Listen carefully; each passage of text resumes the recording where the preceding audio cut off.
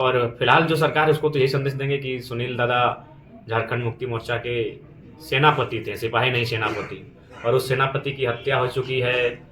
ना उसकी एनआईए जांच की अनुशंसा कर रही है और ना ही उस परिवार की सुधि ली जा रही है। आज हमको लगता है कि शायद झारखंड में कोई पूर्व सांसद ऐसा होगा जिनका घर और मकान इस प्रकार होगा, इस जर्जर अवस्था में होगा।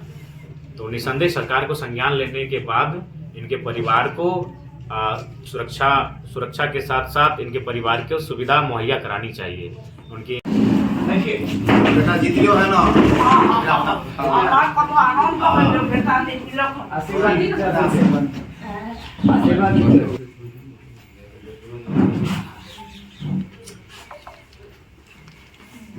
जब भी आप कोल्हान आते हैं पूर्व सांसद सुनील महतो के घर पहुंचते हैं, उनके मां से आशीर्वाद लेते हैं, लेकिन इस बार कुछ अलग दृश्य दिखा कि घर के लोग रो रहे थे।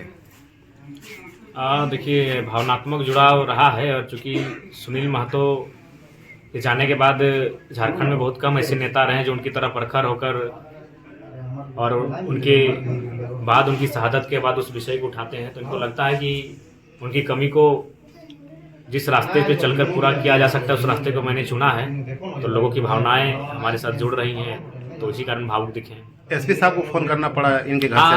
इनके घर के बगल के एक बच्चा गुम हुआ है, तो उसी क्रम में एसपी साहब को हमने फोन किया है। उनको कहा कि खुद आप मॉनिटरिंग कीजिए इस मामले की।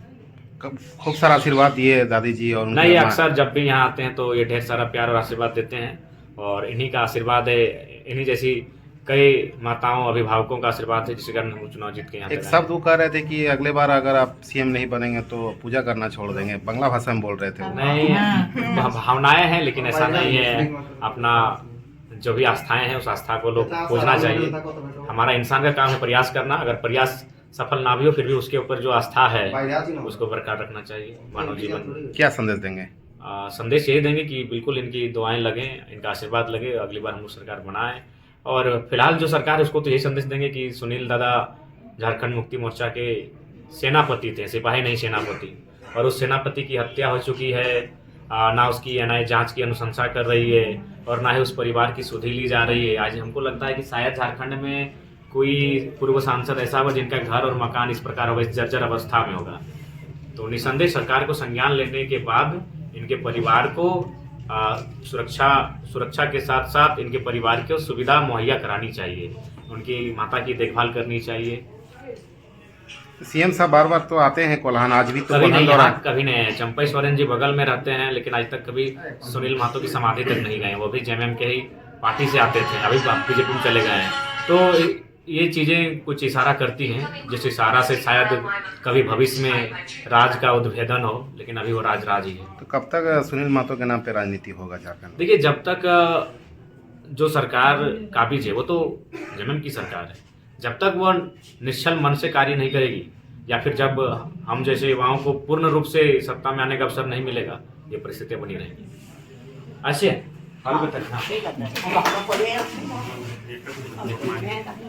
हाँ अच्छा আমি তো ভালো করে আছি, বিটি রেখে দেখি एकदम निश्चय देखो नाचना रखे देख। हाँ तो ये देखो भाई के देखते हो ठीक আমি আছি। बहुत सारे তুমি আশীর্বাদ দাও। আমার আশীর্বাদে তো দেখো আমি দাঁড়ালে দুয়া কাম বেশি দেয়। মা আমাকে আশীর্বাদ দাও। ও বাবা আমার আশীর্বাদ। এখন আমার একবার ভোট হারাইল, তারপরে আরো যখন যেমন সব জায়গায় এবারে ঠাকুর দিতাও, আর নাই তো আমি আর ঠাকুরের পূজা আর আমি করিবই না। নাই আসছে বার হলে যেমন সব জেলার কাঁচি ছাপে জিতে। বাবা যেমন ইয়াকে शुक्रवार संडे आज नहीं। प्रणाम सर। हाँ, जय हिंद एसपी महोदय।